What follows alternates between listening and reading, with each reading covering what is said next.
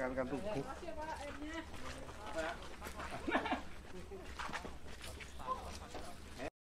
Terongnya, ambil aja.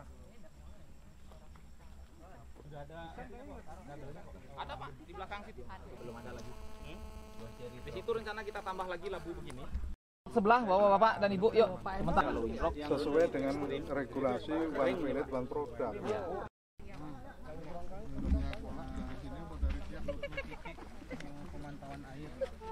Aduh, memang parah lah bapak awak. Bawang putih sama belacan kasih bawang merah sedikit jadi sambal. Pertanyaan penelitiannya ada beberapa ya, betul. Jadi yang tapi intinya memang membandingkan yang disekat dengan yang tidak disekat, baik itu untuk TMAT maupun subsidence level. Makanya dua-duanya kita ukur. Kontrolnya yang tanpa sekat di sana, yang di dan elevasi dari kanal sana sampai kanal sana kita ukur juga perbedaannya pakai cara sederhana itu yang pakai water level sama-sama masyarakat. Waktu awal dihitung perkiraan luas intervensinya ada Mas? Kalau di sini sekitar, kalau yang kita intervensi ini sekitar 300 hektar aja Pak, karena memang area yang dipengaruhi oleh kanal ini itu di antaranya sekitar 300 hektar. Jadi kalau misalnya luas area pembasahan dari sekat kanalnya sendiri itu nanti kita coba lihat dengan pipa-pipa ini Pak. Berapa jauh kalau tinggi muka air di kanal itu naik. Di sini kalau dia terpengaruh dia juga ikut naik apa enggak, kalau turun juga begitu. Nah itu paling untuk membuktikan area pembasahan.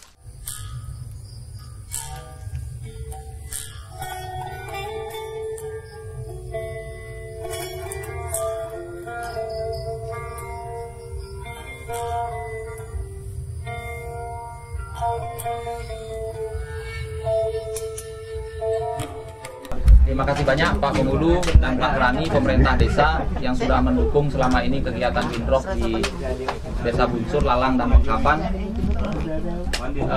Terima kasih juga tentu saja Pak Rajak dan keluarga dan juga teman-teman petani yang selalu setia untuk belajar di Demplot Desa Bunsur.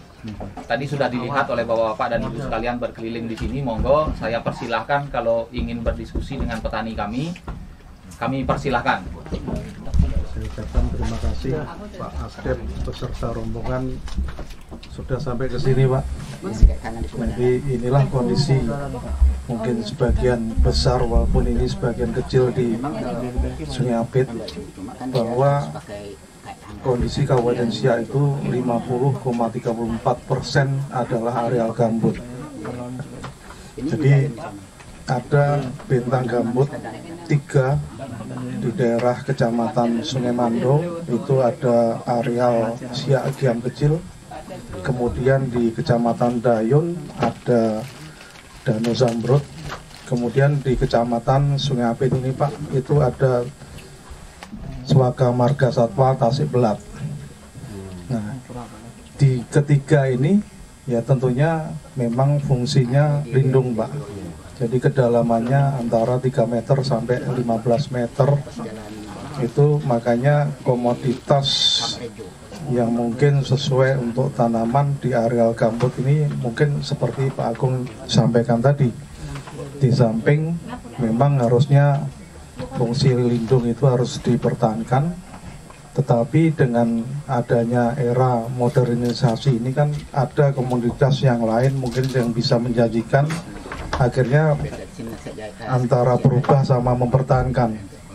Nah, harapan kami nanti Pak Asdep dengan rekan-rekan yang dari pusat setelah melihat kondisi yang ada di daerah kami ini, minimal juga ada semacam saran masukan ataupun bantuan untuk pengelolaan gambut di Kabupaten Siak. Karena ketika Kabupaten Siak sudah mendeklarasikan Siak Kabupaten Hijau, salah satu regulasi oleh Pak Bupati adalah one village one product untuk masing-masing desa atau kampung. Jadi satu desa atau satu kampung itu mempunyai keunggulan komparatif atau advantage seperti itu. Jadi kalau nanti di Bunsur ini terkenal apanya, ya mungkin desa yang lain apanya, yang mungkin sudah tahu di sekitar di Kecamatan Minas itu kan jambu seperti itu. Jadi kebetulan ini asistensi oleh Windrock ya Pak Agung ya. Ya. Mungkin melihat kondisi sekarang ini mungkin ada sekolah lapang dan lain sebagainya. Sebagai saran masukan Pak Agung. Iya Pak. Ini cocok sekali biasanya dipasang solar cell di sini. Sedang kami rencanakan. Nah itu. Assalamualaikum warahmatullahi wabarakatuh. Selamat pagi Bapak Ibu sekalian, Pak Kadis LH Syah, Pak Swanda dari Dinas LHK Provinsi, teman-teman dari Windrock, Mas Agung, Mas Imam dan teman-teman yang lain, Bapak Ibu dari Desa Buncur, Pak Pengulu, kemudian dan seluruh jajaran. Pertama-tama terima kasih nih sudah menerima kami dengan sangat baik ini Bapak Ibu di Pak Pengulu dan teman-teman. Kami dari Kementerian Maritim dan Investasi nih Pak, dari Jakarta, saya dan teman-teman ini mau melihat bagaimana pengelolaan lahan gambut yang ada di lapangan sebetulnya. Jadi memang kita tidak akan sukses ini mengelola lahan gambut kalau tidak ada partisipasi dari masyarakat yang ada di sekitar nih Pak Pengulu. Jadi memang sangat dibutuhkan sekali partisipasi aktif dari Pak Pengulu dan penduduk ini. Tapi ya yang kedua pasti ya teman-teman di desa harus mendapatkan manfaat ekonomi. Nah itu yang terima kasih nih pada teman-teman di Windrock dan juga KOR yang sudah mencoba menggali nih upaya-upaya alternatif untuk pengembangan ekonomi yang berkelanjutan di lahan gambut. Seperti apa nih Pak untuk terkait dengan pengelolaan lahan gambutnya ini Pak Pengulu itu? Kendala kami di sini karena lahan gambut ini sangat dalam kali Pak. Jadi gambutnya dalam sehingga kami nanti sewaktu kami ingin masyarakat bercocok tanam itu kalau bisa ada analisa kelayakan Pak itu terhadap lahan ini cocoknya tanam apa gitu. Nah, jadi seperti itu yang kami harapkan Pak. Dan juga nanti kalau ada bantuan yang bersifat khusus di lahan gambut itu kami siap Pak. Nah, jadi yang kedua mungkin kendala-kendala di lapangan itu kalau musim kemaraunya itu api Pak ya. Nah, api yang kalau musim terakhir kebakar tahun berapa Pak? Terakhir kebakar yang besaran itu Pak 2015 ya. 2015. Jadi kalau musim banjir Pak, kalau musim hujan kita banjir gitu. Ya banjir itu perlu juga nanti kami mohon masukan dari KLHK Kabupaten Siak bagaimana caranya untuk mengatasi. Kita Buncur ini mempunyai lahan yang sangat luas di atas itu lahan tora itu lahan tora itu di dalam lahan tora itu Pak ada kanalnya itu kanan dari perusahaan Narara kemarin. Jadi setiap tahunnya itu kalau ada hujan itu luapan kanal itu akan meluap ke lahan-lahan masyarakat. Jadi ini nanti dari KLHK kami mohon Pak bantuannya nanti Pak bagaimana caranya untuk mengantisipasi ketika banjir ini. Tahun kemarin 2020 kita banjir Pak, mungkin di Demplot ini masih ada air Pak, ada air. Mohon dari bapak-bapak supaya kami bisa merestorasi gambut ini di kampung kami. Gitu aja Pak. Jadi harapan kami ke depan bagaimana solusinya? Mungkin tentu ada bisa dibantu kami di sini karena kami kan ekonomi dari awal Pak yang saya inginkan. Kalau ekonomi kami merosot bagaimana kita mau maju? Anak-anak tak bisa sekolah, tapi kalau ekonomi kita meningkat, mudah-mudahan anak kita bisa sekolah. Cuma itu yang bisa saya sampaikan Pak. Jadi alat pertanian tuh nggak ada Pak. Selama ini kami menyewa, ya kan? Macam mana caranya solusi mengambil, meminta lah dari pemerintah untuk apa nih? Alat baja. Kami minta solusi di bapak-bapak aja lah. Terima kasih. Bisa hadir dan bisa membantu kami secara seluruhnya. Bukan kami tak beri berasik tidak Pak. Kalau dapat kami dibantukan tambah sama pupuk itu sudah lumayan.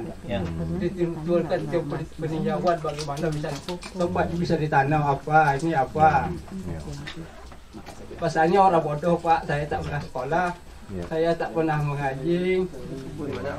Cuma ingin tempat ini saya kembangkan untuk petani desa Bunsur. Supaya penduduk sini bisa makan, yang anak-anaknya bisa sekolah. Saya sampai bodoh seperti saya tak sekolah. Cukup saya sendiri yang tak sekolah.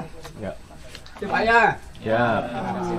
Terima kasih Pak. Mohon bimbingannya, arahannya ke depan, bagaimana sebaiknya, dan target dari Windrock sesungguhnya kenapa kami memilih lahan atau demplot di Bunsur, Lalang dan Mengkapan, karena di sini banyak lahan tora. Sebenarnya kami menyasar tadinya adalah lahan tora yang akan kita berdayakan. Tetapi tora itu nanti mungkin Pak Hendro lebih tahu, saya tidak bisa menjelaskan. Tora itu adalah SHM yang mana sekarang saya tidak tahu bagaimana posisinya, sehingga kami tidak mau ngambil risiko langsung kerja di lahan tora. Tetapi kami bekerja di desa yang ada lahan toranya, sehingga apa yang kami lakukan belajar di sini bersama dengan petani, harapannya bisa di scale up di lahan tora. Kami sudah petakan di belakang sana yang cukup bagus lokasinya. Kita sudah ada sekitar salon sebenarnya 400 hektar lahan tora yang ingin kami gunakan untuk scale up apa yang kami lakukan di sini. Tapi itulah kami masih berdiskusi juga dengan pemerintah daerah, dengan tim kami secara internal, dan juga kita sedang mencoba mencari partner juga untuk bisa mengelola lahan-lahan tora itu. Jadi nenas-nenas masyarakat ini kemarin nih habis lebaran haji Pak, nenas itu banyak terbuang. Itu di belakang itu mungkin ada 3 truk terbuang hitam di batang semuanya Pak. Nah itu yang saya sampaikan sebagai petani nenas ya Pak. Terima kasih Pak. Kalau nenas untuk Bunsur itu memang luar biasa. Di sini kami bertetangga sama Mengkapan, itu nenasnya pun luar biasa. Bertetangga dengan Tanjung Kuras, itu nenas kami ini banyak Pak. Jadi dibilang Pak Satria tadi nenas kami begitu banyak, untuk pasarnya Pak itu susah. Kadang-kadang kami jual sama tengkulak, harganya itu murah. Jadi permohonan kami sebenarnya mau itu ada industri Pak, ada industri pemasaran, kalau enggak industri rumah tangga kan gitu, supaya hasil tanaman kami ini bisa bermanfaat untuk ekonomi gitu. Gambut kita terjaga, ekonomi masyarakat juga meningkat. Amin. Untuk sinergi, ya mudah-mudahan ini menjadi sinergi kita bersama, ya kita berkolaborasi sehingga ada kesatuan gerak kita bersama. Kami ada yang namanya yang telah dibentuk oleh Bapak Gubernur itu tim restorasi gambut dan mangrove daerah Provinsi Riau.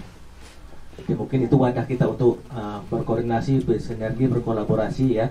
Nanti kita adakan pertemuan bersama sehingga kita kesatuan gerak kita bersama, ya semangat kita bersama, sehingga mungkin apa yang kurang dari kami, yang baik dari Bapak kita ambil, begitu juga mungkin apa yang perlu kita perbaiki bersama-sama. Mohon informasinya terus nih Pak, perkembangannya seperti apa, karena ini contoh bagi kita multi stakeholdernya gimana, ada tantangan bersama untuk masalah fisik, masalah ekonomi, masalah sosial gitu ya. Jadi mudah-mudahan nanti ini juga bisa jadi jalan keluar kita sama-sama lah, dari contoh gitu bagaimana untuk menyelesaikan masalah gambut dengan berbagai pendekatan yang kita di lapangan seperti ini. Kita langsung dengan masyarakat itu ibaratnya hampir semua ditanyakan. Kita mewakili bupati jadinya. Padahal ini kan dinas lingkungan, tadi traktor pertanian, perkebunan, terus kebakaran itu juga ada BPBD seperti itu. Nah, tetapi inilah namanya diskusi dengan masyarakat ya, kalau bisa permasalahan itu memang ada solusi penyelesaiannya Pak. Itu jadi bapak-bapak kami ini tadi disampaikan bahwa kewenangan kami juga terbatas, makanya mumpung ada Pak Asdep ini yang nanti pulang ke Jakarta biar dicatat Pak. Mungkin minggu depan, bulan depan mau ke sini lagi kan? Agustus. Jadi siap. Apa yang sudah diinisiasi oleh tingkat tapak sampai kemudian ke kabupaten dan ke provinsi dan naik ke kementerian.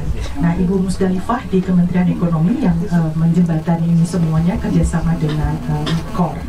Jadi kita pertemuannya setiap 6 bulan kita bertemu. Nah, itu mungkin bisa juga menjawab dari Pak Ari, dibuat forum mungkin atau mungkin link diskusi bersama. Jadi apa yang sudah dilakukan oleh teman-teman di tingkat tapak. Ini akan menarik, mumpung sekarang juga masih zamannya Zoom kan Pak, nggak harus hadir tatap muka.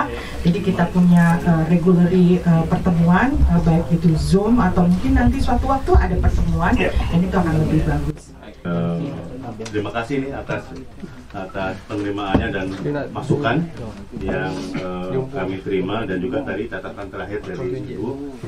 Memang kita akan coba mungkin mendiskusikan ya Mas Ari gitu, berbagai model pengelolaan, model restorasi gambut ini. Jadi baik yang dilakukan oleh teman-teman BRGM, KLHK, nanti dari inisiatif-inisiatif yang dari berbagai pihak nih. Nanti mungkin dari berbagai inisiatif tersebut akan coba kita lihat ini plus minusnya kan gitu. Jadi apa yang telah didampingi oleh teman-teman di BRGM melalui BMPG, KLHK, mungkin teman-teman di Pemprov, di Pemkap, nanti yang inisiasi-inisiasi yang ada. Nah, ini akan coba kita lihat, mudah-mudahan bisa saling melengkapi tadi.